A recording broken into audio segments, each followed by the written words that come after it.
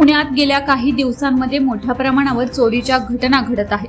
अशातच चोरट्यांनी आता सोने, चांदी, मोबाईल नव्हे तर चक्क मेडिकल दुकानांवर लक्ष केंद्रित केल्याचं दिसून आलंय. पुणे जिल्ह्यातील शिक्रापूरमध्ये असलेल्या 8 ते 10 मेडिकल दुकानं फोडून चोरी केली आहे. यातील एका घटनेचे सीसीटीव्ही फुटेज सध्या समोर आले.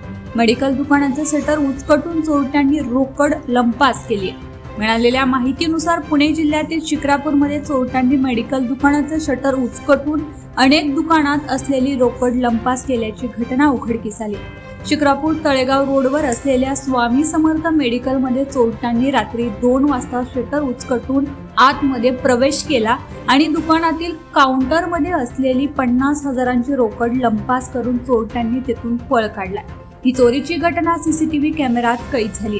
या दुकानासोबतच शिक्रापूर मलठण फाटा येथे 4 ते 5 मेडिकल दुकान तर शिक्रापूर चौक ते तळेगाव रोडवर असलेल्या 3 मेडिकल दुकानांमध्ये चोरट्यांनी चोरी केल्याची माहिती मिळते. पोलिसांकडून या प्रकरणाचा तपास सुरू असून आरोपींचा शोध सुरू आहे.